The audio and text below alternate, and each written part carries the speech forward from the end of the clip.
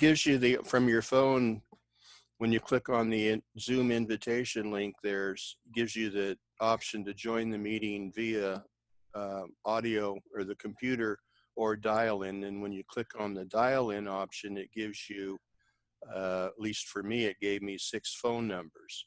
And those phone numbers are tied into the meeting ID of this particular meeting. So when you dial in, it will bring them in here to our particular meeting. Okay. There's Pastor John. Hello. How's everybody doing today? Good. Hey, Howard. How are you? Good. Good.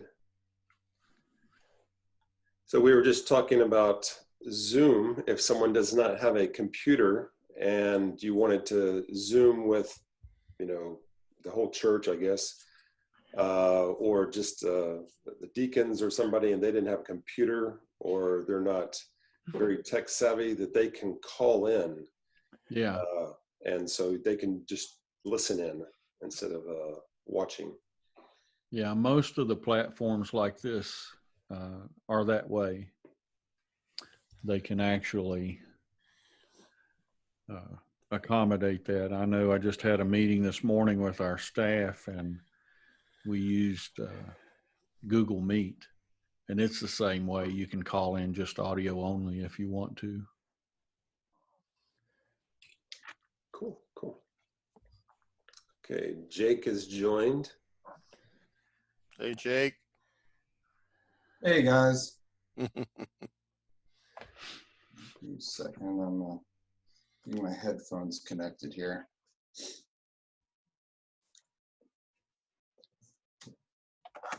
Do you have a camera, or are you just on audio, Jake? No, I do have a camera. I'm just... Haven't turned it on yet. I do Nope. the same thing. There you are.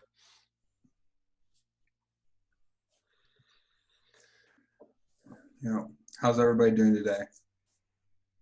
Good. Very good. Good and very good. I read your article about bread yesterday, Brad, so I'm eating my wife's banana bread myself right now. Yeah, it's been interesting because my name, when you travel, people are not familiar with the name Brad, and they hear me say Brad and they think, oh, bread. And Bread. so then they say, like I wrote, people says, oh, you're so delicious, or I eat you, or, and I was like, I didn't understand at first. And then they thought my name was Bread. So. Yeah, I was thinking about that on, if you're not used to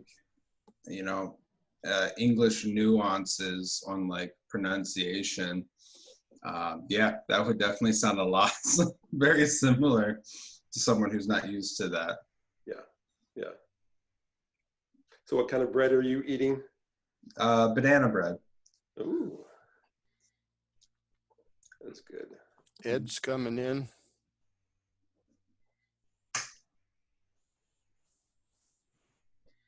So you read how we got the name for pumpernickel from Napoleon, who was asking for bread for his horse, Nicole. And he said, pumpernickel.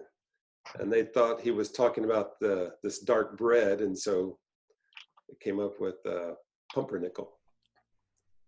Yeah, that's. I thought that was pretty interesting. I thought it was also interesting feeding your horse bread. was another interesting thing. Yeah. But I guess I could see it. Horses eat oats and stuff like that. Yeah, the yeast will kill them though. Yeah. They bloat up. Hey, Ed. Good morning or good afternoon. Yeah.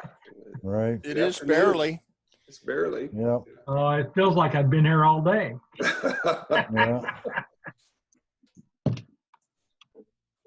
Yeah. Well, I'm glad to, I'm not sure how many people will join us today, but it's good to have you guys, and we might have some more join in a few minutes. But anyway, let's just go ahead and start off. And what questions do you have? What problems do you have? This is just kind of a time when we can just kind of collaborate and help each other. I'll start. So we're doing our live stream right now, and we want to include our audio with worship and everything like that. And of course, when you start getting more complicated on the audio and the mix, the harder it is to provide a good quality audio for live stream. So I don't know if anyone is trying to do the same as far as what they're doing for audio for worship time on live streams or anything. It's a challenge. Unless you're actually in the church setting where you actually have everything, it's running through a board and you can control it and then put the mix down and have the video together. We had discussed doing that at our church, but we dispensed with it. And since I pre-record everything, I was able to put some music in. I tried putting a few things in that I downloaded from YouTube, and both YouTube and Facebook cut me off.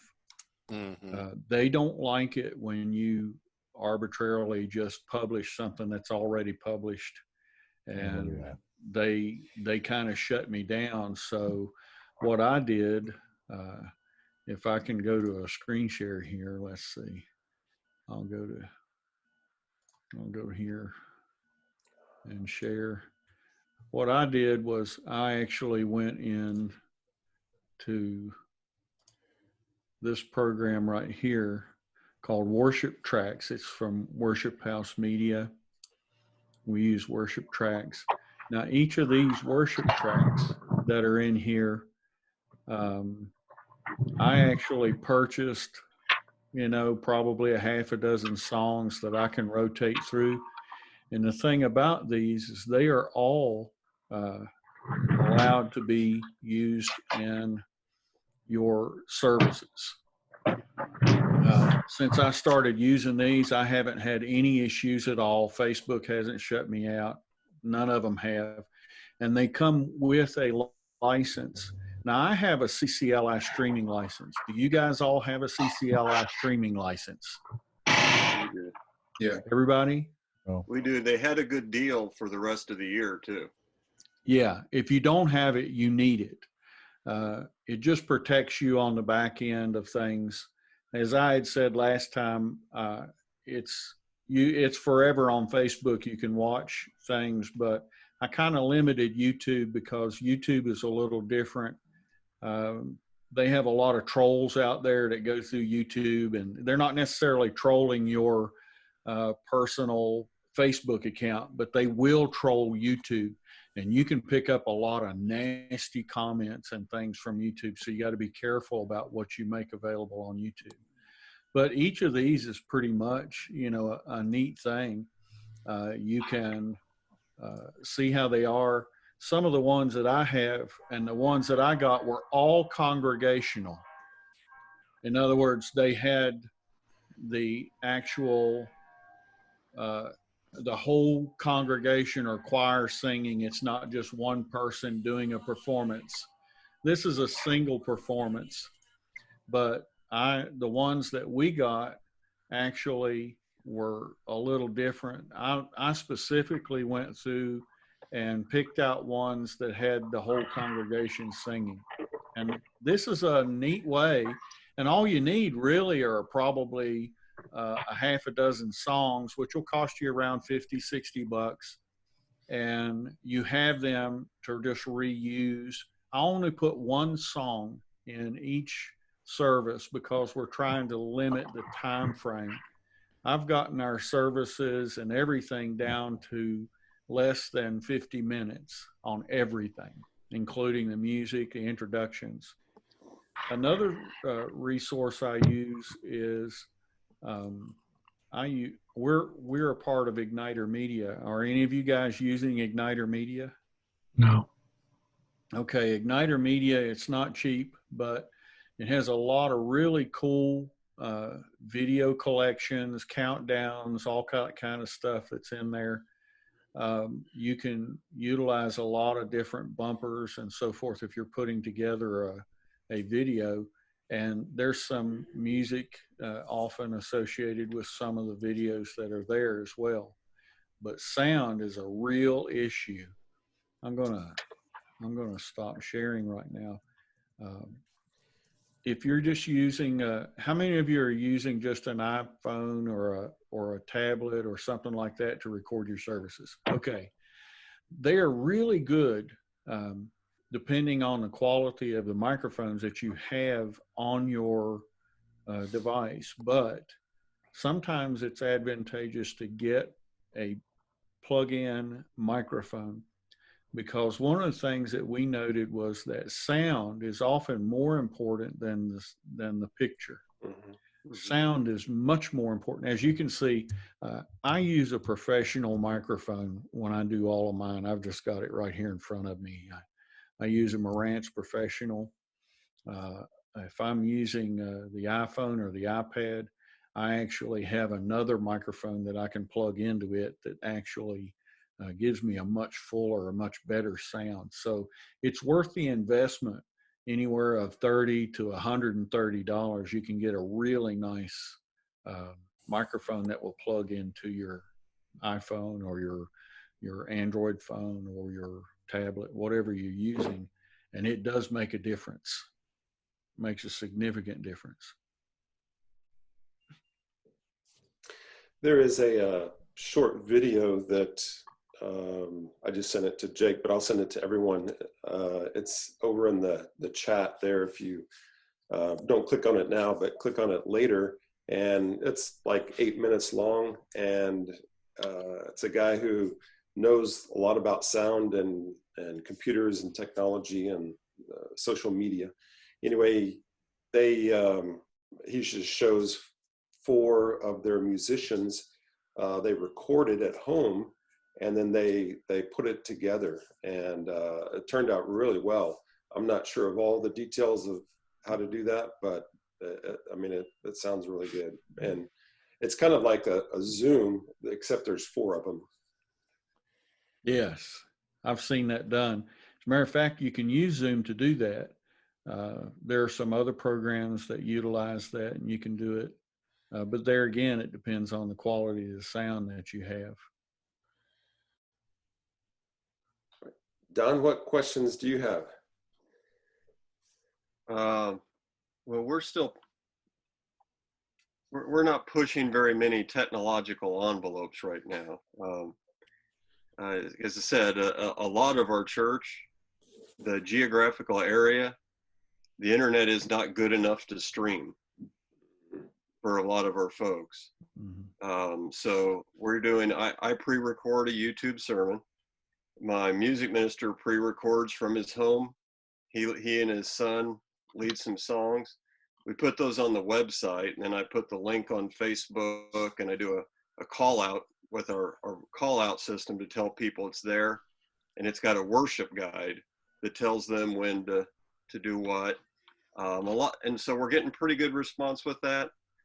But then the other folks are on a list for another guy who puts together DVDs and sends out the DVDs. So they're always about a week behind, but it's letting us reach them. I do know once we can get together again, we will develop a better plan in case this happens again. That's I know right. that. That's right. Sounds like you're doing great. You're doing a lot of good things. Especially, you may say you're behind, but you're really ahead according to the statistics that are out there for most churches. So I applaud you in that. And we did find one thing is YouTube, we just turn comments off. Yes, you can do that. On YouTube at all. People will comment on Facebook or they'll contact us other ways, but yeah, we just decided we didn't want what you described.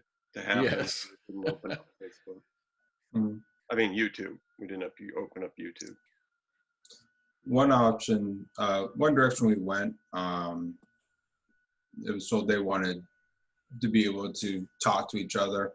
And of course, with Restream, you can monitor everything at the same time. It comes all in the same feed. One option is, I like about YouTube, is there's some very in-depth CSV files you can download for word filter to filter out any kind of language and stuff like that. I had one of my students actually, he likes that kind of stuff. So I turned him on to it to work on it. But you know, we're talking like 10,000 word alternatives to like filters that you can put in. And it's just one file, you just drop it right in and it filters all of it out and blocks all that. That's good. Interesting. Can you forward that to Brad and then he can send it out to all of us? Yeah, I'll have to get it from my student.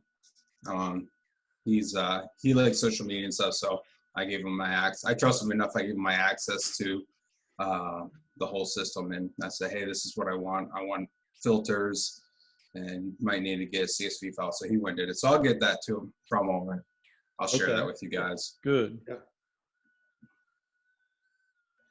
Cool. Ed, do you have any questions? Well, I got to tell you, I just have been overwhelmed with everything. I've spent all morning trying to get our Thai online giving set up. And then I discovered that even though we have a security certificate, it doesn't show on our website. So now I've got to get that fixed. Mm. I don't know how to do any of this stuff. We'll figure it out. You know? Hey, Ed, I want to, if you don't know him, Doug here, he's retired. He knows about, wave your hand there. I met you last video chat. Yeah, I was here last week too. He knows about doing all that type of stuff, and he knows about websites and things. I think he could, Doug, could you help him out with that and talk with him later on and get together? I'd be glad to, except I don't know too much about the online process because I've never worked with any churches who had that in place at the time. I know my previous church, Paramount in Hagerstown, Maryland, set up their online giving because they already had a Realm church management account, so they were able to integrate that into that. But the others I'm not as familiar with. Do you know how to secure the website and what he's talking about? No, I'm not sure what he's talking about in particular, or how to solve that. Yeah. What giving platform are you using? We just signed up with Tidely. Okay, that's Tithe. one of the biggest church programs. They have built-in algorithms that secure the information for your online givers if it's running under your account. I would not worry too much about that. It's not that anyone would have access to your information. If you set up a church account with Tithely, Right. all you're doing is providing a button, so to speak, that they issue you. You put that button on your website, which is just a link to them, and then they provide the level of security. You're not providing a level of security, but they are. Well, and that makes me feel much better, Howard. One of the things I'm really concerned about, though, is when you pull up our website, it doesn't show that our website is secure. So I think that's going to be an issue for some people. And even though we have the certificate, I don't know why. So I just got to get a hold of GoDaddy or whoever and say, hey, what's going on? Well, I don't know that it's so much GoDaddy as far as that's concerned. There are a lot of different companies that choose for whatever reason or not to have their site secured. And there's probably a setting that you can go into on your site that will directly give you access to change that. I don't know why my live streaming service that I'm using, which I'm getting ready to can because they're terrible, they don't have a secure site either, and they're a big, company. Mhm. And so what you're saying is when you go to your website, in the left-hand corner of the go-to window, it says not secured, right? Right, or it doesn't show the HTTPS Right. Right. padlock symbol. Yeah. It Now, doesn't. some I'm sure serv- that's a setting. Who does your website? Who's your host on your website? Oh, would that be like GoDaddy? No, GoDaddy is, Oh. well, GoDaddy is Could be. in essence your host, but how did you build your site? Somebody built it for me, a former admin assistant. So I think, I know we use WordPress, Okay. but I don't you know can- the lingo. Yeah, WordPress has the ability to go in and change that. If I'm sorry. if I WordPress may, has the ability. Jacob, go ahead. yeah. A lot of times when you look at like GoDaddy would be your host site, and like ours is Subsplash is our host site. A lot of times when you go with web hosts and stuff, you still have to build your own website and stuff like that. Okay. Additionally, they don't usually provide SSL certifications for your site. That's a That's right. separate third-party security system that you usually have to pay a subscription for. And when you set up your website, you put in that third-party security information to apply that security certificate to that specific website. And I have that from GoDaddy. We had actually purchased Okay. a security certificate, Yeah. with So them. And it says to paste it anywhere in your website sources. I don't even know what that means. Well, yeah, you're it's going to down in the have coding. to research that a little bit. You Oh, can go I on you. Yeah. You can go on YouTube Mhm. and you can actually Google, how do I add the SSL certificate in WordPress? And you will find in there a tutorial or probably several tutorials that'll walk you through that so that you can do that. And I'll tell you this, if you can't figure it out, you could ask Brad or Doug or I to remote into your computer. Maybe Jacob, you would know how to do that too. You could just remote into your computer and we could walk you through it while in real time working together on it. And I think that would be fine. Like with TeamViewer or something. Yeah. Mm-hmm. Okay. Fantastic I'm going software. to struggle with it this afternoon, but we'll get it figured out. And so be prepared to get an SOS call. Yeah. Mhm. Yeah. I appreciate the help. Thanks, guys.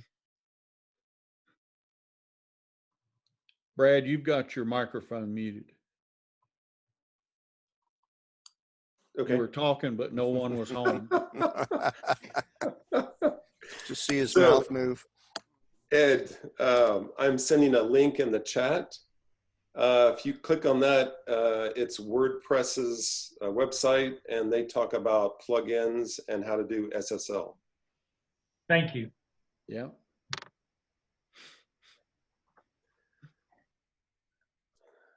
All right, John, do you have any questions? Not particularly. I'm here more just observation and pick up any tips or tricks. So nothing really that comes to mind. One thing, I don't know if you guys have, we just had a special called business meeting that we held virtually. So I didn't know if you guys are interested in maybe what we did to allow voting and stuff like that. Yeah. Of course, we did the presenting the motion and the order of the business being from the church we live streamed it. I offered the option to do it through Zoom, but they wanted to take it a step at a time, which is fine. So we did it, and they presented the motion. We used a third-party system called Swift Excite, which is a texting system where you can provide a established number, and you can have set open-ended polls or yes or no polls, and people are able to provide for discussion questions during our discussion portion of our business meeting. We have them put last name, first name, and then their question or comment, and they can text it and it'll automatically pop up onto a screen, and a representative would read that for them. And then for the voting portion, for right then and there, we still had an option for people to email and call in for during the week, just to give them more time for someone who may not be able to necessarily text, or the information was shared to someone who can't text or whatever, and they could still contact the church and ask for the questions. But we established a separate poll for people to actually vote yes or no on the motion and stuff like that. How did it work? It worked really well. It was pretty flawless. We got really good interaction, very good comment. It wasn't a contentious business meeting, so we didn't have people trying to make amendments to the motion or anything like that. That would make it more difficult process. But overall, it went really smoothly. So that texting service, it is a paid service. And you can do a monthly, annually, or just a one-time cost. Yeah. For it, but it worked really well. And your constitution didn't prohibit you from meeting virtually? No, because our requirement is a quorum, and we were able to establish that there was a quorum based upon the number of votes and running that against our membership roster and stuff like that. Yeah. We are looking at changing potentially some of the things in our bylaws as far as allowing the option for virtual meeting, maybe not necessarily in a specific format, but setting up to meet specific standards, allow for information to be presented, allow for discussion, live discussion to be presented through some way, and allow for accurate voting is kind of what we're looking at doing. Cool. And I think that this is the time to, once we all come back together, to initiate some tweaks and changes to all of our church's constitution and bylaws to bear into consideration circumstances just such as this. That's right. We're doing that now. We had our staff meeting this morning, and we actually went through safety protocols and procedures that we're going to put in place when we finally are allowed to go back. And like, Brad said the last time, this is going to be a new norm for us as we go through this process. Absolutely. Yep. Yeah, because we could have coronavirus version 2 out this fall. Yes. You never know. So, but this is also another great opportunity that we have as churches and pastors to go around the world virtually, to have your sermons broadcasted around the world. We never know when someone's going to click on your homepage, maybe somebody in your town, maybe somebody in another state or another country, and that they can listen to it on a Thursday morning and hear the gospel. And so this is a great opportunity for all Christians and all churches. Yeah, I was able to reconnect with a couple from my previous church who watched my message last Sunday afternoon. I was like, wow, I haven't heard from them in a while. It was good to reconnect with them. So, amen. Amen. Okay, Ed, Don, you guys have any more questions or input or anything? Actually, I have another question. If who's a Facebook expert? It's not me. No one. Okay. What's your question? I'm though? not an expert, but I've been on here's there. my quite a issue. I signed up with Outreach Digital, so they put they put a post on Twitter and Facebook for us every day. Well, it hits the Twitter account. I can't get it to hit my Facebook account. I've been all over Facebook and can't. It shows that it's active in Facebook, but it doesn't post anything. So I'm just looking for anybody. You're going to have to contact that company, because what may be happening is we don't realize this all the time, but Facebook has a filtering system. Indeed. And if they view it as something that they don't necessarily feel comfortable putting out, they block it. And so you may need to contact the company that you're paying for the service and just tell them, hey, it's not going on Facebook. Can you please check this out for me? Yeah, I've had back and forth emails. I'm finally just going to call and I'm going to talk to somebody. Yeah. Support and just walk me through it. You know, there's got to be something that I'm missing. I don't know what it is. I just thought, well, I had an opportunity. I'd ask you guys because y'all look smarter than me. We're just figuring it out. I just use Facebook directly, and it's been very powerful, especially when you can push, messages out. It costs you $20 and 3,000 people can see it. So in your area. So I've been, Facebook is really good. That's a great idea. But with Facebook and YouTube, you have to think that YouTube wants more viewers. Facebook wants you to pay for more viewers. Yes. If you're doing something via YouTube, it will push it out more frequently and more readily than Facebook. Facebook will only switch it out so much and then say, well, if you want to boost this and get more people to watch it or see it or whatever the message is, then you can pay us. So I've tried to circumvent that by posting on YouTube and then publicizing on Facebook. So then you kind of get the best of both worlds. Yeah. And you always want to encourage people to share. Right. Okay.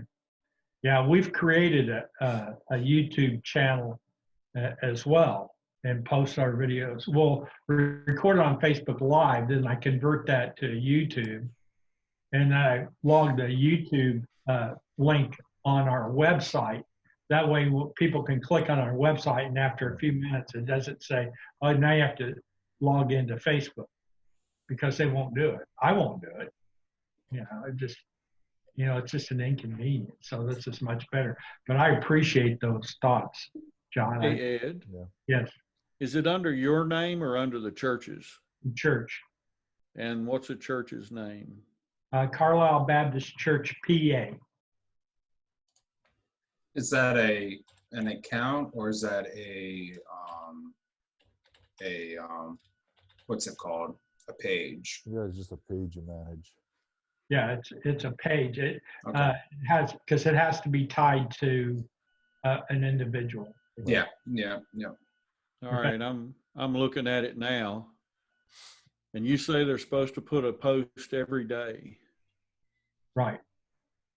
Yeah. And they're not. Yeah, I'm not seeing anything. I mean, I'm seeing your services. Looks good. You're right there in front of that beautiful picture that I've seen before.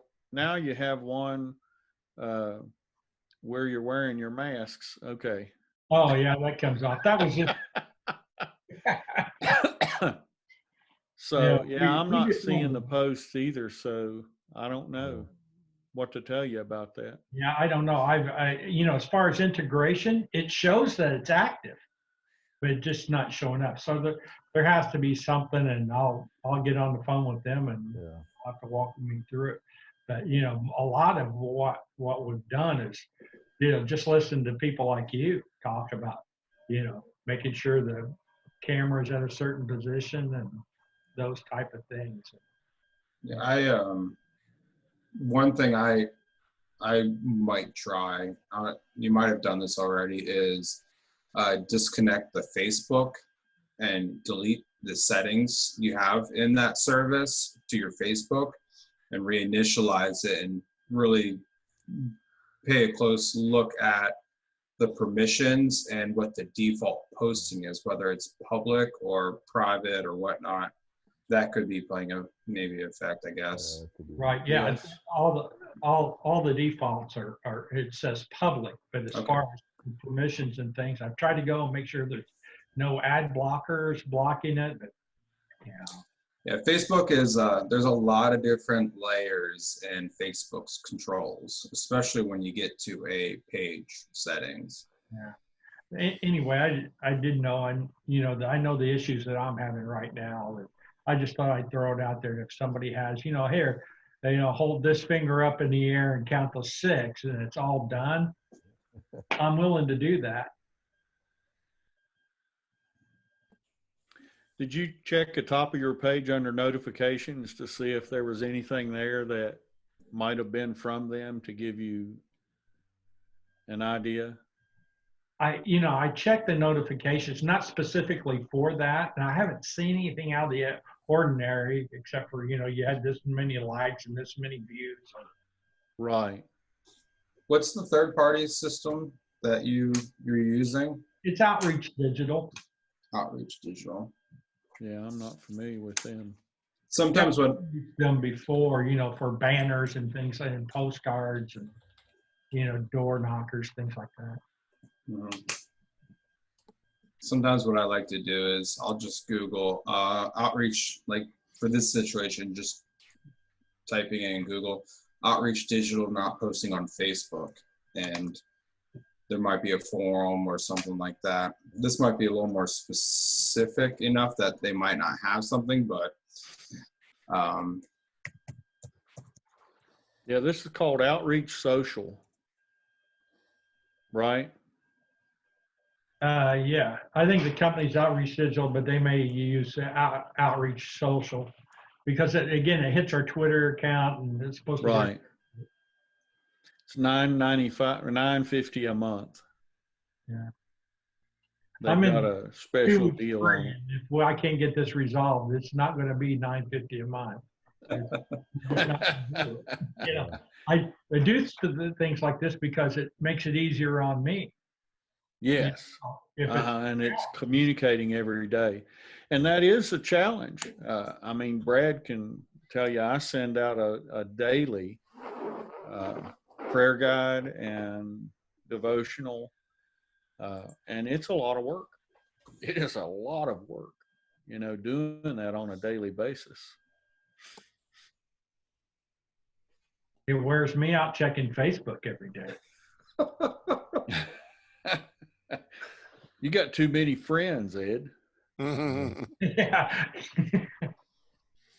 Yeah, they're all bought and paid for. Yes.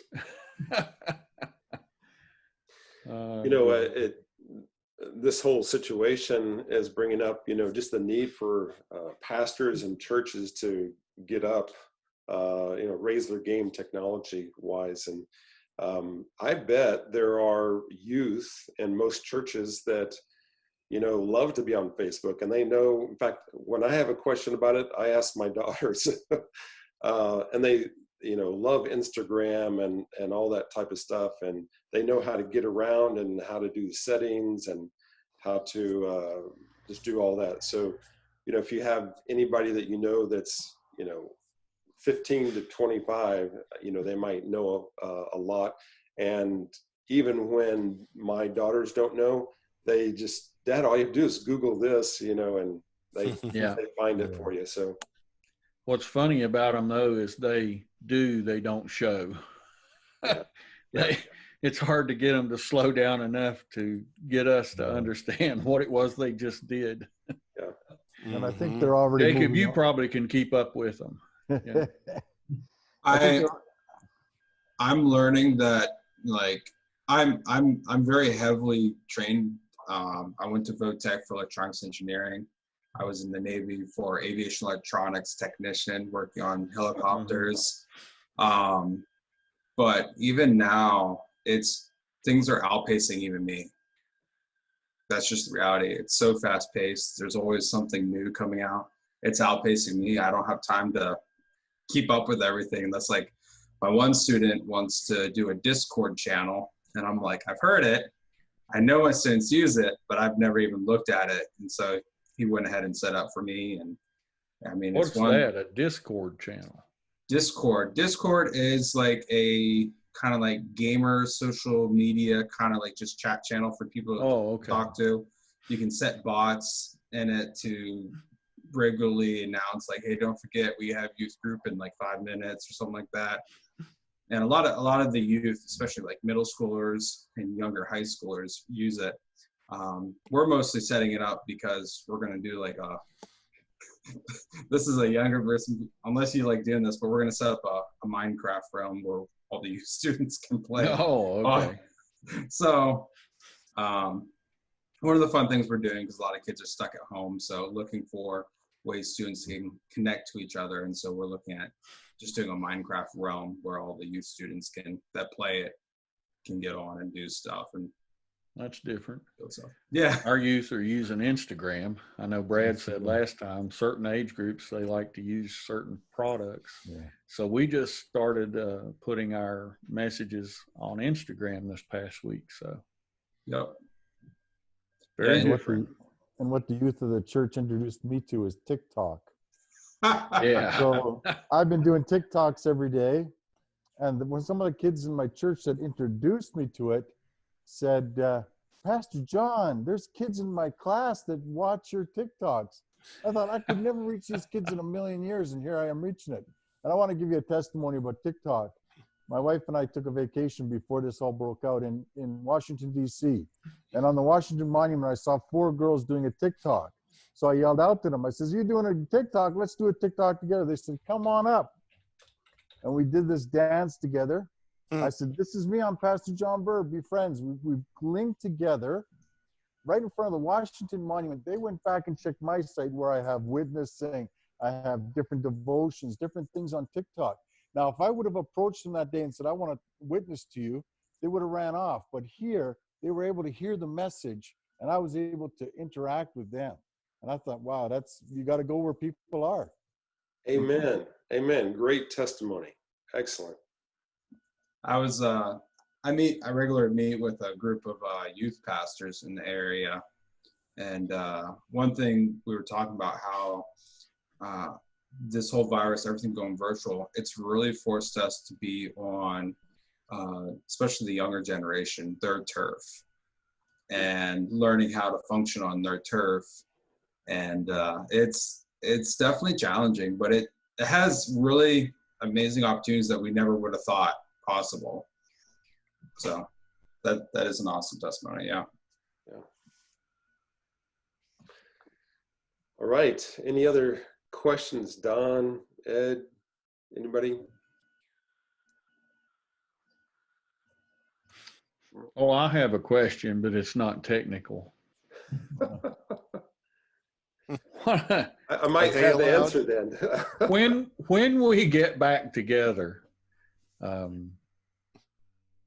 we discussed this morning the challenges of communion and taking up an offering, because everyone is touching everything. Yeah. And we were concerned about that. And I know we can go to the little individual cups that have the wafer on the top of them. And have you all ever tried those? We did that for Easter. They're a pain. All of our people, and we did it online. The biggest challenge is there's a clear cellophane over the purple tab that you have to separate. And but we figure we're probably going to have to do that for several months after we start gathering together, because I don't see any way that people are going to do the way that we've done it before. I think that we're probably in that same situation. But you're right. That clear cellophane that holds the wafer in on top of the cup, I mean, you might have people standing there for 3-4 minutes trying to get that thing open so they can get their bread. And it is a real challenge. I had to practice, so I didn't look like too much of an idiot before. Yeah. But I think we're going to have to do something like that, unfortunately. But the offering is another issue because that plate just is passed and passed, and everybody in the church touches a plate. And so we were thinking about, do we want to put, like they used to years, I mean, decades or even centuries ago, they had the boxes, have the pour boxes at the door. The other thing, around the world, it's still done that way. Our church in Moscow, I mean, we had a box up front, and people would come up there. I didn't like the box because I always forgot about the box being up there. So yeah, being at the back door might be better. Yeah.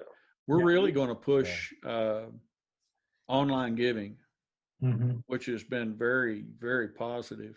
Right. For us, we're going to push it even further. I think that's one of the things we discussed. But And Harold, growing up Catholic, and I've seen this in some other churches since, where they have the bag on the end of a pole that they smack like 6 people's heads as they're trying to get it. that's a good idea. I think I'd like that. And Hey, I what think I you thought, smack 'em and I out, suggested it, that's not enough. Then Yeah. you can. you can do it again. Yeah. Just nudge somebody. We actually, one of our pastors actually has one of those in his office. Oh my, that's terrible. He had it from You his. need to kind home of have the church. extension. It extends out even further. Yes. Yeah, his is only a 5-foot pole. He has to add a foot. I don't know if any of you all have been to a black church. They take up an offering in a train, and everyone comes to the front while they're playing lively music, and they put their offering in the plate right at the front. Nobody's touching anybody else. Nobody's doing the offering. Mhm. I thought, man, maybe we need to go to some of the practices that our black brethren are using in their churches because We it's did going to be that. safer. Yeah. We did that the week before we had to quit meeting. We just left the plates up front and had people come forward. But Did if they we're gonna dance as social they distance, came forward, Don? they all came forward and put their money in the plate. But they didn't dance. No dancing. Mhm. I can make Then it, it's not the same. but it's but even I that. thought Baptists didn't dance. Yeah. Oh no. Yeah. Yeah. Movement. You're not going to be able to maintain social distancing though and do that now. Yeah. Until everybody Yeah. stays 6 feet apart as they walk up to put their offering in, is going to be a mess. Yeah. Mhm. It's still a little safer than passing the plate, though. Oh yeah, Well- yeah. I can't see us passing any kind of plate for a long time. Yeah. Well, that's the same thing with if you have like Bibles or hymnals in your pews and stuff like that. Those will have to be pulled out. Yeah. Hymnals might have to be projected instead of out of the hymnal books. Depending on what it is, if the first phase when we're allowed to start reintegrating, if you have over 50 people, you might have to look at doing multiple services, and that would change also like what your option is for like communion and for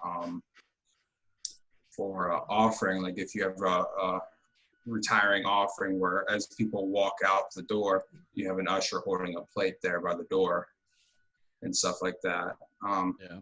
I know we had one thing we did for our Monday, Thursday service for communion was we put out a video on how to make your own matzah and encourage people to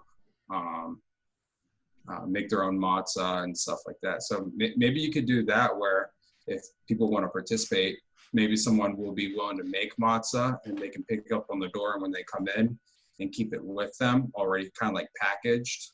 That's a good idea. People can bring their own matzah and that they've made. And I think it's actually kind of a fun thing, cool thing for parents to do with kids and families to do, because then they can explain why do we use matzah, like and stuff like that. That's cool. Great idea. We were going to be doing an online communion here 1st of May.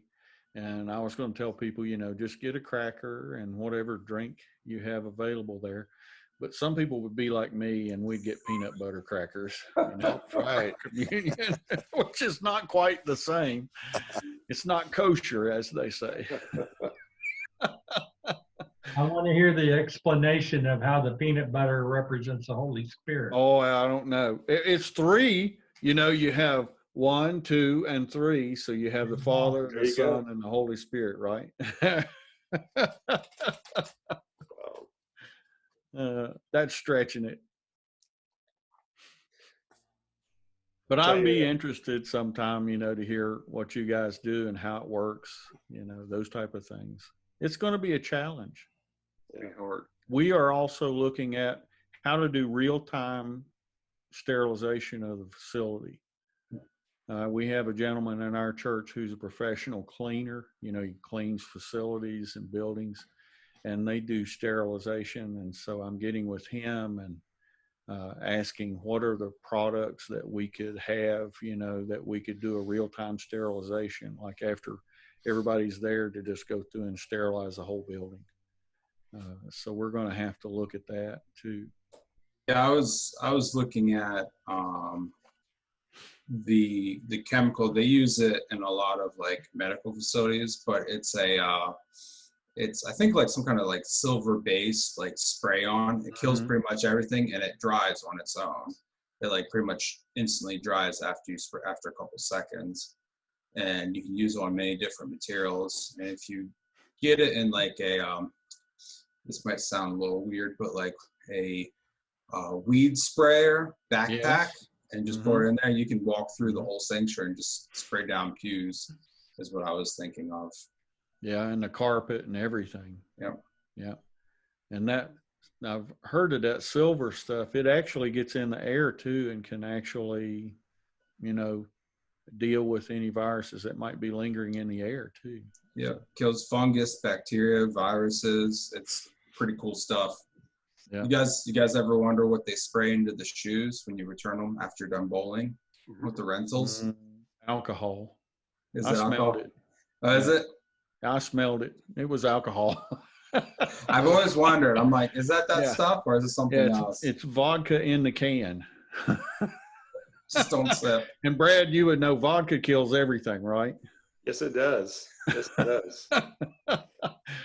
You can make vanilla, you know, the flavoring vanilla from vodka. It's amazing. That would be expensive to sterilize your whole church with that, though. Well, if we have to do multiple services back to back, that's going to be a big issue. Yeah, you're going to have to sterilize between each service. Mm-hmm.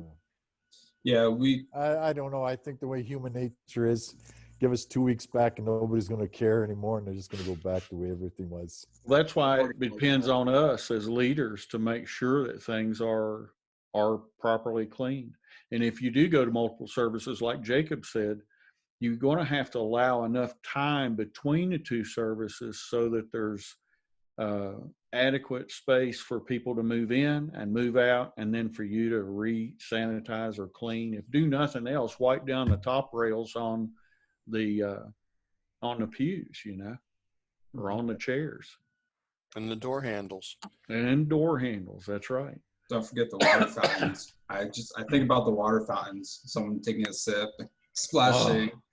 I'd just post them off and say, nope, nobody's drinking anything here today. They can survive.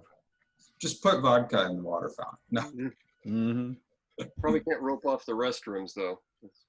Yeah, that's another thing. If you got urinals like splash guards and stuff like that, not like anti-splash mats in the urinal, all kinds of stuff like that. Even the absorbing mats underneath like urinals and stuff like that, considering those kind of things, it's crazy that the level of detail you have to start considering. Yes. When you think about everything. When I was at Liberty, I did some janitorial work there, and I did a little bit of everything while I was there. And we had trouble with the men hitting the urinals. So we put bullseyes in all of the urinals. That just reminded me of that terrible story. Just paint a bullseye. Yeah, we'll probably end up talking about maybe doing like a Saturday night, Saturday morning, and Sunday night if we need additional. It Right. depends on how many people, but that gives you enough time in between along with the break. And we'll probably still keep like Sunday schools virtual, because, and like for me, I have 3 main youth meet times during the week. Sunday morning, Sunday night, and Wednesday night is when I have youth meeting.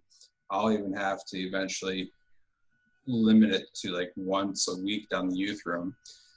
So our custodian doesn't have to be sanitizing, or I don't have to be sanitizing like 3-4 times a week, because we also have like a AA group that meets down there and stuff like that. So just the amount of work it would take to keep sanitizing after each use, it's a lot. Yeah, it's going to be a big change. Mhm. And we have to set the pace as leaders, I think. Also, how we greet each other. That's going to Oh, be yeah. hard not to hug and to shake hands, and because we're going to see each other after almost 2 months maybe, and Yeah. so We're going to people do are the wave. Mhm. Yes. Spock. Live long and prosper. Yes. Yeah. Maybe that's something you can research and send out to everyone, Brad, is some of those sanitization issues, Yeah. suggestions on taking up offerings and communion. As a layperson, what I would be interested in is, is there any guidance from like state conventions or SBC on the national level? Sunday school board. Sunday school board? Yeah, or they have stuff they've Lifeway been now? putting out. Mhm. I sent everyone a link. You might have seen it's Ken Brady. 20 questions your church should answer before returning. Oh, yeah, I saw that. That's a really excellent article. Yeah. Yeah, I started with that, and then I started listing specifics for our church, and I think I'm up to 40. Yeah. I'm worried about our preschool, how our preschool is going to do it. Those are little buckets of germs. They're terrible. Yeah. Yeah. Yeah, we're ordering a touchless thermometer for our children's areas, a couple of them.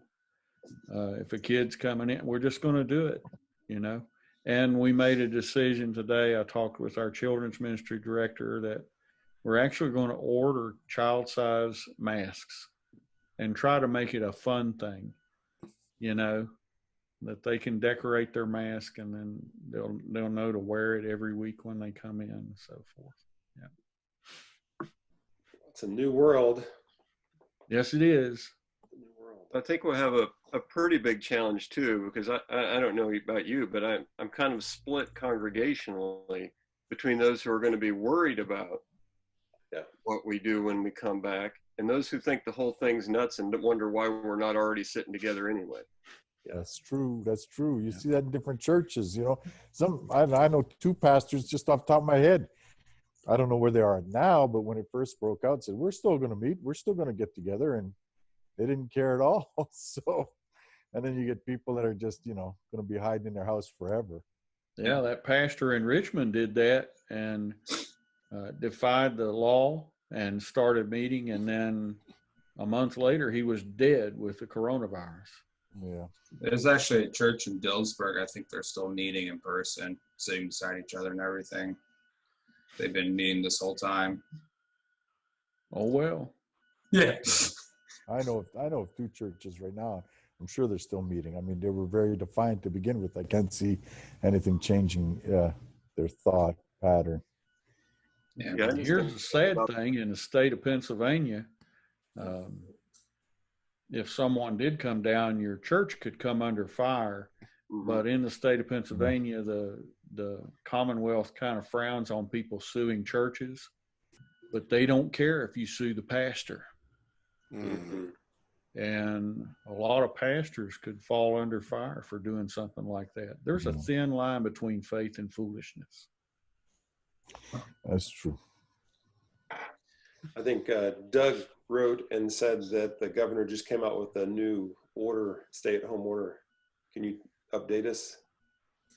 I just saw that on the news this morning, and then I did a Google search that confirmed that Governor Wolf has extended the stay-at-home until at least May 8th. So it was Correct. April 30th.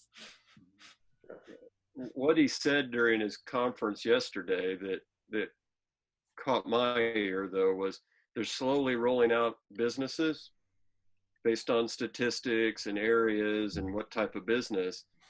But he said the mass gatherings are still going to be off limits during the entire rollout. Right. And I figure we won't even begin to think about going back until June 1st. I would agree. Yeah. And even that'll be limited in size. Right.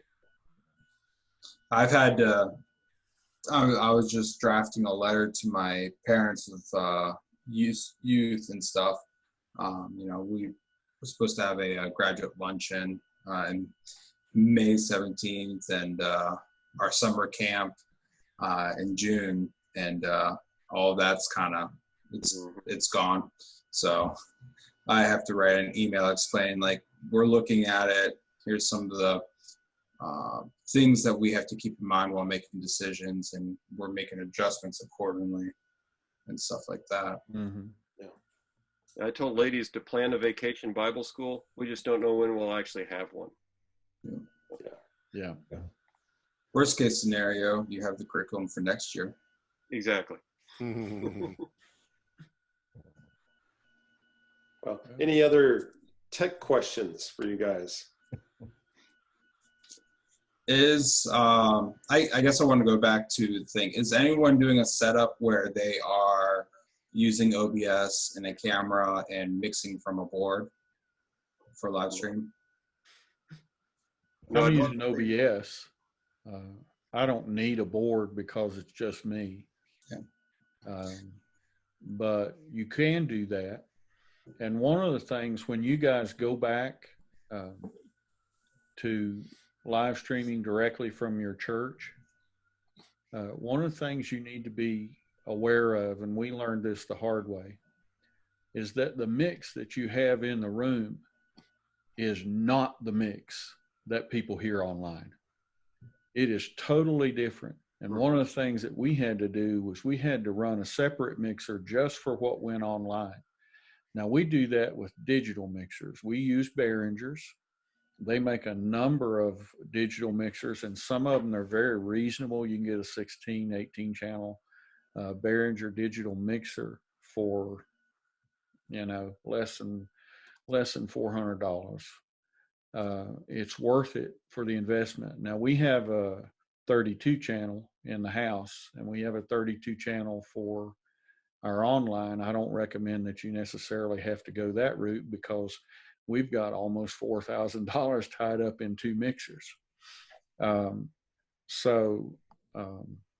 But we did discover that you cannot depend on what sounds good in the room sounding good online. So you have to consider getting something separate. And if and when we go back together, I would be glad to make myself available. If you wanted, I could be glad to come in and look at your setup and help you understand it a little bit. And also, I have access to a gentleman who is very knowledgeable in sound that we actually pay him to come in and help us when we need help.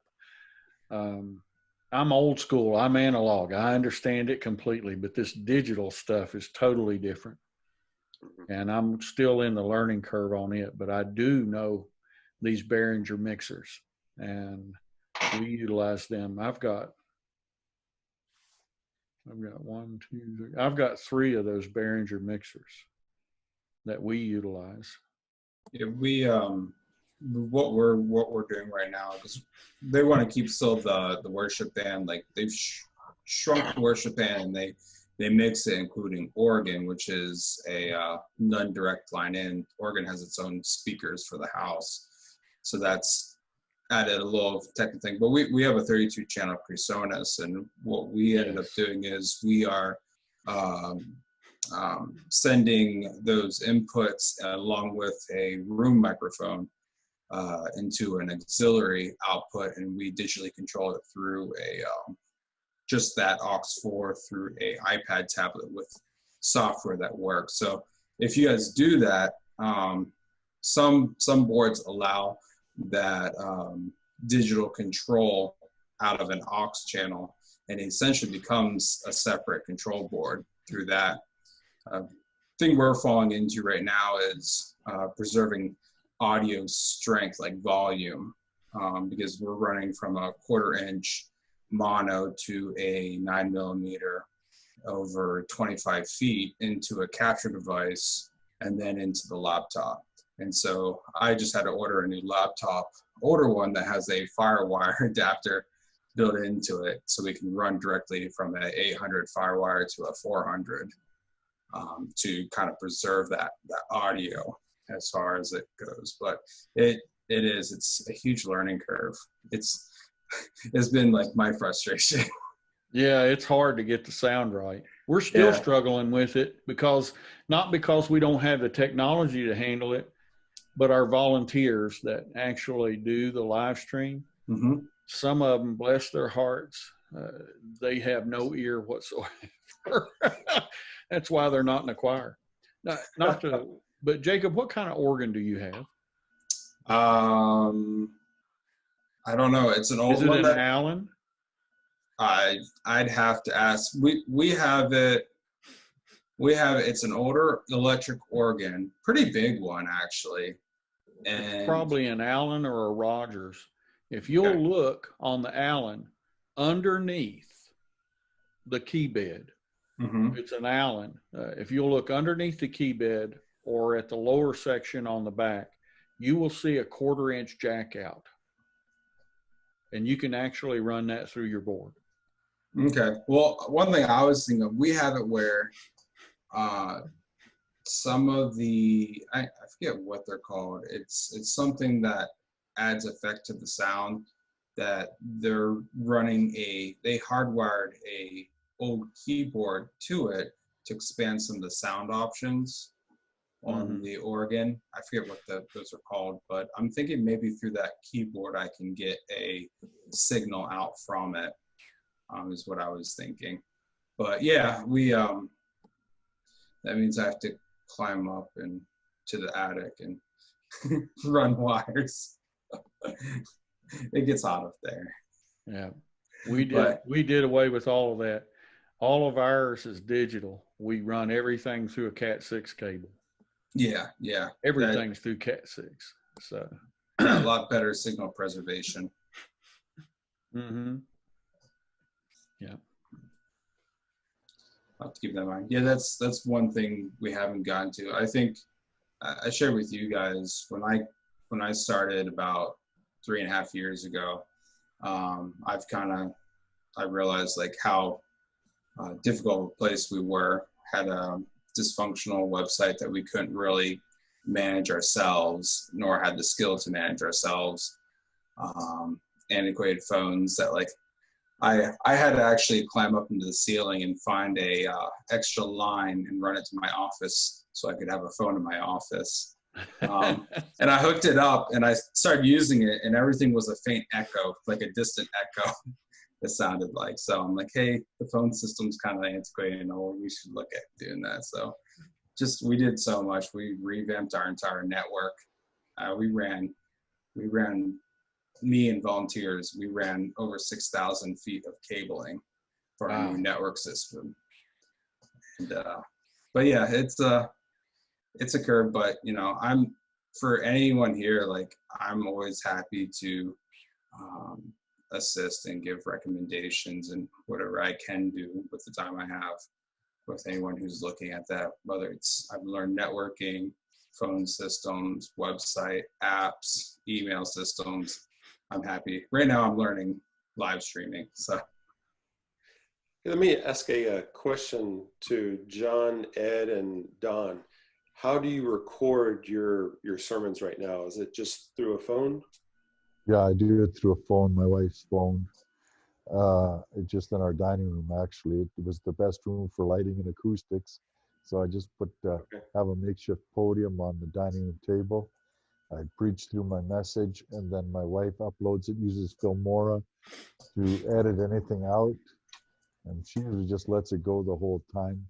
She puts a bumper on the beginning and the end so people know that they're getting into it. It gives the information about the passage I'm preaching on, just what the church is. And last week I preached on Thomas, Doubting Thomas, and I was able to put in the painting of Cavaggio's, looking into Jesus, putting his finger into the wound of Jesus. So people really liked the painting beforehand, and that set the stage for what I was going to be talking about. So Yeah. we can use stuff like that, and then it's uploaded to YouTube. And then, like I said, I got people. I had a lady call me. She said, "I watched your sermon at 10 o'clock Saturday night," and it makes it very much more accessible and available. Ed, Super. how do you record? I use my iPhone. Okay. Don? I have a MacBook Pro. I go to the church, I preach behind the pulpit, and I have a music stand jacked up on the Lord's Supper table so that it's giving me the right height. Because I found at the church, I can, with the stage lights and the sanctuary lights, I can actually get some pretty good lighting. Yeah. The audio is pretty good. You can tell I'm preaching in a sanctuary with nobody in it a little bit, but it's still pretty decent. I was going to buy another microphone for it, but I'm praying that I don't need it that much longer. So that's my goal. But yeah, it works okay because, like I said, I can control the lighting better in there. Yeah, I was just gonna say that they make a lapel mic that's battery operated and is wireless to the, like if you have an iPhone, to the lightning connector. And I was just checking online, and it was like $200. For $10, I What's can that? get a. Yeah, you get what you pay for when it comes to microphones. That's for Well, sure. it's a Rode. $10, you get $10 worth of I'm sound. talking about a microphone, actually. You can get an adapter to plug in your USB, and I could plug my lapel mic into that. Yes, you can do that. Yeah. But I'm with just using- Apple, there's a degradation a little bit because they have a 3-point system and not a 2-point system. And so you need the adapter that takes the 3-point connector to the 2-point, or you lose the stereo effect in your phone. I learned that the hard way too. It's a lot of trial and error. Yes, it is. For sure. More error. Well, I didn't know it was Christmas, but whatever. It is. And I've got a fireplace. Oh my word. Look at that. Warm and cozy. I got to renegotiate my contract. I don't know. Well, do you guys have any other questions about anything? No. All right. Well, it is sometimes an uphill battle and sometimes very frustrating, and just, keep working at it. One person said, I killed an elephant in Africa and I didn't know how to eat it. And it's just, the advice they gave him is one bite at a time. And so, you just gotta, okay, I understand Twitter now. Okay, now I understand Instagram now, and just keep going. I understand sound, video, and find someone who can stand next to you and help you. And sometimes it might be a 15-year-old. So anyway, just ask a lot of questions. I mean, I'm embarrassed to say that I graduated from Baylor University with a degree in computers and business. But, times have changed, like Jake was saying, and it's hard to keep up. And it's almost like the Bible. You just have to keep studying it. And, but anyway. Well, thank you guys so much. May I present something, Brad? Yeah. Go ahead, Ed, and then we'll go to Doug. Okay. I just wanted to say thank you for all your help. I know I've presented some challenges, and you guys were very gracious and tried to help me as best you could. And I hopefully I won't have to reach out again, but I'm willing to do that. So I thank you. Yeah, keep asking questions, and somebody, will hopefully know the answer or be able to shoot you in the right direction. Or just shoot me. Yeah. No, we need you. Yeah. We need you. Okay, Doug. Yeah, I wanted to share some things as I guess, a semi-official presenter. At least I'm on the graphic email that was sent out to everybody with being one of the presenters. So I guess I should present. I wanted to focus on, and I think I'll start to share the screen if I can do that at this time.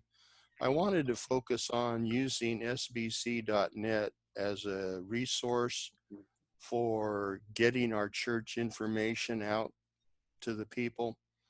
I know of in the past of people who've come up from the South, Southern Baptists, and have moved into the area, and they do church searches through the sbc.net site. And in fact, that's how my wife and I looked for churches here in the Keystone Association when we were preparing to move from Frederick, Maryland to Waynesboro, where we live now. And so I wanted to show you some things that I discovered on sbc.net. I can share the screen at this point. Desktop, share. Everybody see my desktop now? Yep. Good. On sbc.net, I wanted to show that up at the top in the navigation bar, there's a link there called resources. And you can click on that. And before going to church search, I wanted to go to state convention and local associations. I just discovered that this morning for some reason. I thought it was interesting. It shows the different associations within the Pennsylvania South Jersey Convention.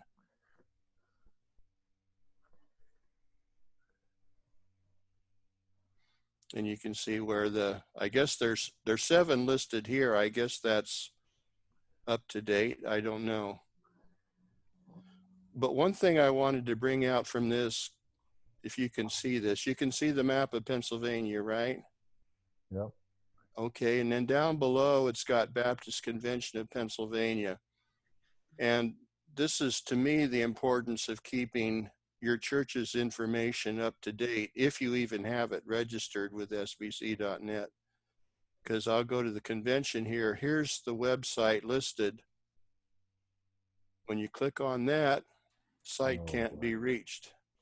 Oh, yeah, they changed their website. Yeah, I know it's brnunited.org now, but my recommendation is, in fact, I was going to contact the help desk at the state convention and bring that to their attention, see if somebody can take care of that.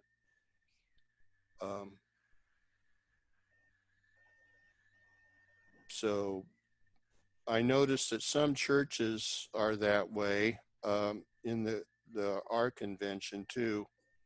I pulled this up. Okay, I had my agenda items here. I just wanted first to report on 7 emails that I had sent out last Friday to pastors who don't have websites and or Facebook pages. I have yet to receive any responses from them, so hopefully in the future I will get some. But I would ask that pastors check their church's information by going to sbc.net, the homepage,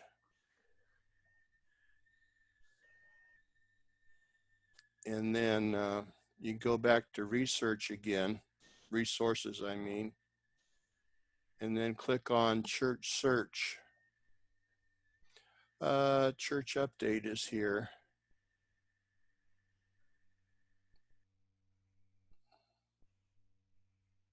Okay, for some reason I can't. Let me just type it in because I know the link.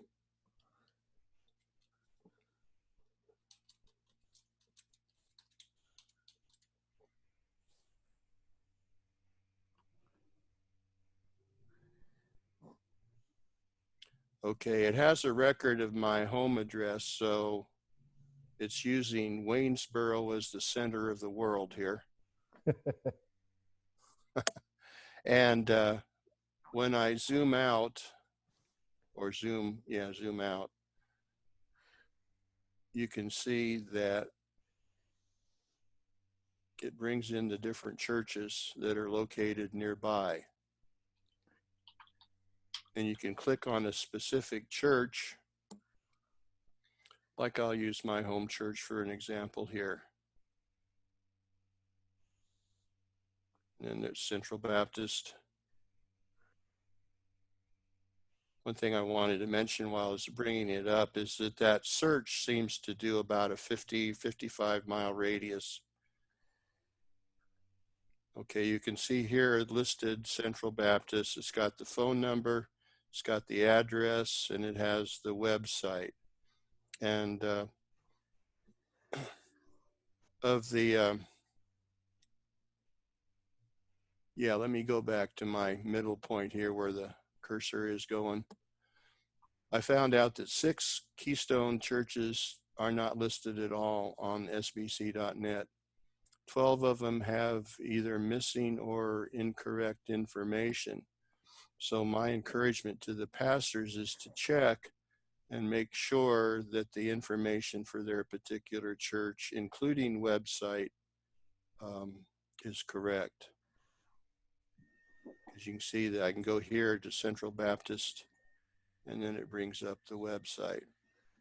Now, initially, before I joined the church last November, under sbc.net, there was no website listing at all. So I had to acquire the permission and SBC ID number in order to update that. I got that from Pastor John.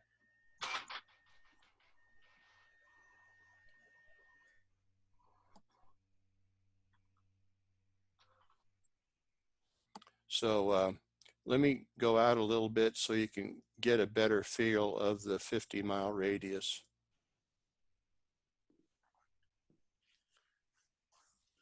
Now you don't get it so much from here. I did it from Harrisburg one time, and you can see the churches in Maryland were kind of forming an arc along here, and then there were churches scattered more up to the north and west. I think that's not, don't think that's all I wanted to say, but those are the things that I wanted to emphasize. We still have, as nearly as I can tell, the nine churches in the association that do not have a website, and those were the ones, of course, that I contacted initially, hoping to provide some sort of encouragement for them so that they would call on me to provide any help that I can. Let me close that out. I think I covered everything here. And Don, you know, if you know the pastors in the north better than I do, so if some of those guys don't have websites, just pass on the information about Doug, willing to help them out. Let me switch to Harrisburg so you can see the difference in the search. I have to start with an H.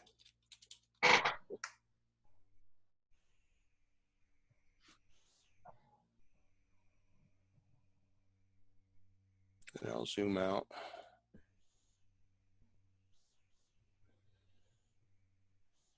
There, see that arc at the bottom? That shows that it's doing a radial search. So you just kind of followed along the edge.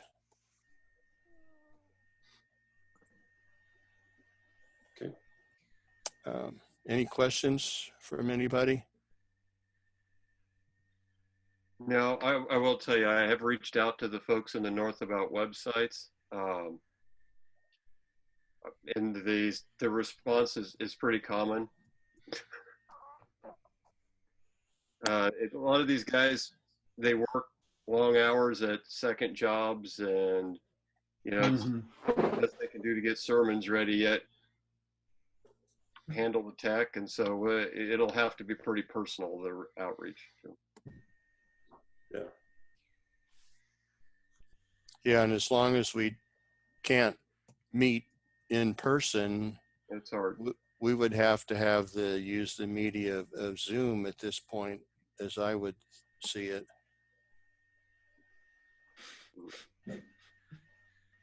And Hey, Ed, Yes. I just noticed with Zoom, Mm-hmm.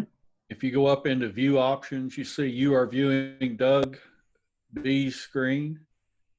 You see that at the top of your page. Okay. And if you, well, he just cut it off. Want me to cut it back on again? Let me do that. Yeah. Okay. If you go into view options, it says request remote control. See that right there? Under No. view options. Can you pull it down on yours, Doug?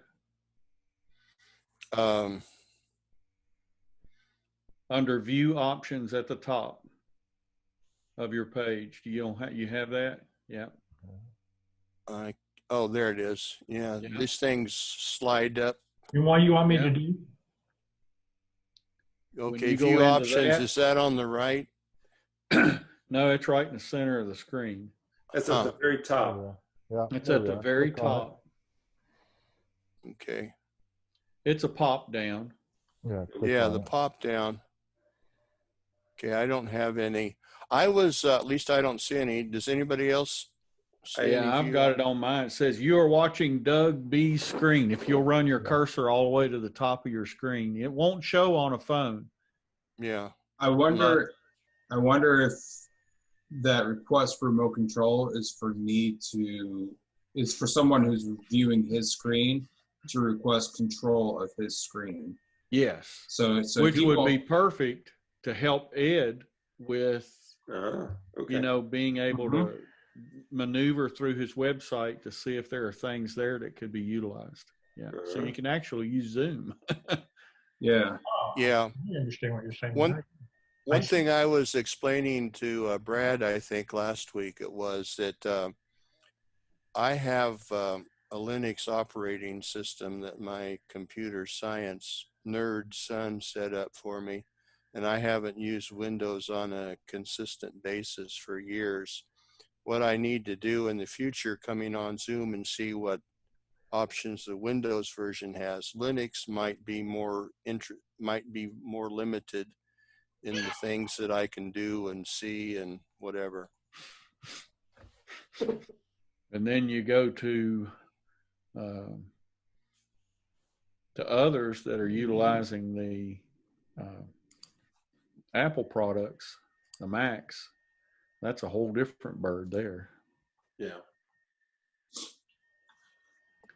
Well, I All right. don't have any more questions of anything except, Brad, I assume you're going to send out a link for the executive committee meeting? Yes. Yes. Okay. But the information Teresa's going to send out on Thursday, I believe. Okay, good. That was the only thing. All right.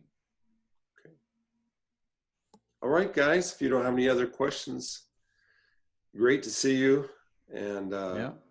I'm not sure where you're at, but it's raining outside here pretty hard. And so, Hey, the sun is Well, you always can- shining in Waynesboro. Yeah.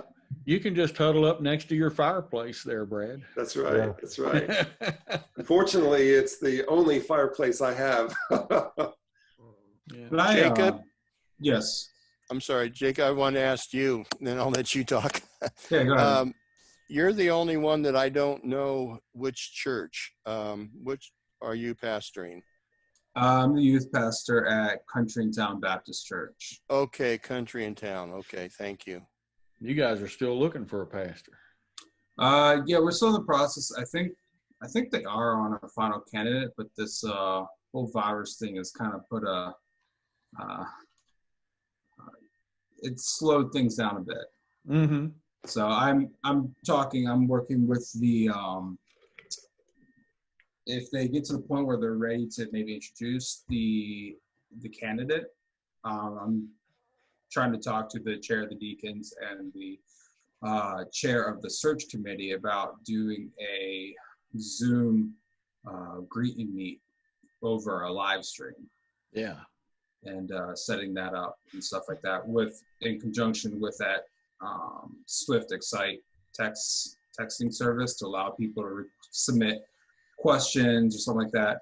One of the reasons we didn't go over with try doing just like an all Zoom thing is because that can get pretty chaotic, plus you have to get the next package up. And if you have the ability to like live stream things, it's a lot easier to manage that. But it's, yeah. We have Pastor Bob is leaving. This Sunday is the last Sunday he's preaching, and then he's pretty much going to be, I think, gone. And then On the road again.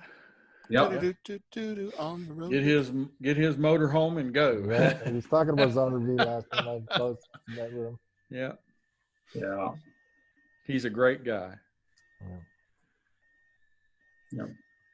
All right, guys. Well, thank you for coming and joining in. And as long as you guys have questions, Howard and Doug are here to help out. So appreciate you. Okay, so you want us to stay online for a bit? No. I actually had a question real quick, and this is a non-technical thing, but I was looking at the church search to check our information on that to see if we were up down, and I noticed that there's another marked church just like a couple miles away from where we're at. Has anyone ever heard of Heaven Bound Church? Yes. Yeah. Yes. Okay. I didn't. Don knows. It's Don, part of the association. Okay. Yeah, I don't think their location's right on your map. Yeah, it's added at a house. It's a residential area and has a weird address to it. Yeah, I'm guessing that's not anywhere near right. Would the association website have the correct information on that and not sbc.net? Yes, it should. Yeah, it did at one time, so. Yeah, that was just an oddity I spotted real quick. Mm-hmm.